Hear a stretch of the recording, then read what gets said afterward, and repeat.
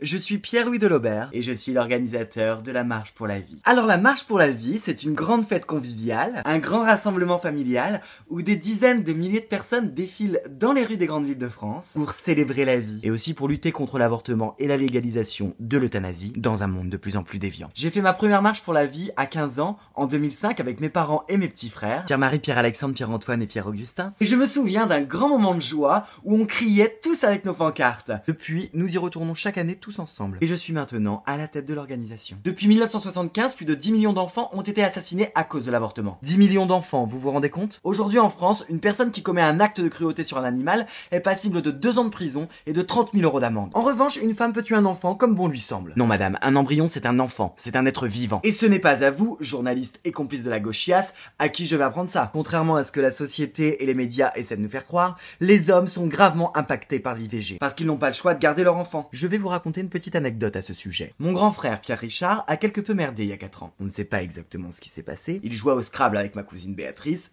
et elle est tombée enceinte. Ce sont des choses qui arrivent, me direz-vous. Je ne vous raconte pas néanmoins le scandale familial, parce que Béatrice et Pierre Richard n'étaient pas mariés. Béatrice a voulu avorter, mais heureusement, mon oncle et ma tante l'ont rattrapé à temps. Imaginez si elle l'avait fait. Mon frère n'aurait pas pu donner son avis, et il n'aurait pas été père. Certes, il n'en voulait pas non plus, mais nos parents, nos oncles et tantes se sont mobilisés, et le petit Pierre-André est né. Et aujourd'hui, Béatrice, Pierre Richard et Pierre-André sont très heureux, malgré les problèmes d'alcoolisme de mon frère. Je peux vous dire que ça m'a servi de leçon. Je n'ai jamais fait de Scrabble avec mes cousines, qu'avec mes cousins. Et croyez-moi, la fête est vachement plus folle entre cousins. Ce que je veux vous dire, madame, c'est que le vote de la loi Veil est à l'origine de toutes les dérives actuelles. Les femmes sont charcutées au nom d'une pseudo-liberté. Les personnes âgées sont tuées au nom d'une pseudo-dignité. Même les bases de notre société sont attaquées. Le mariage pour tous, la PMA pour toutes, ou plutôt je devrais dire la PMA sans père. Oui, madame, le patriarche est en voie d'extinction. J'ai l'ami d'un ami qui m'a dit que le mot père allait être supprimé du dictionnaire. Rendez-vous compte. On nous appellera spermatozoïde numéro 45, on fera des enfants dans des laboratoires, et même des espèces mi-chien, mi-humain. Et je ne vous parle pas du plus grave,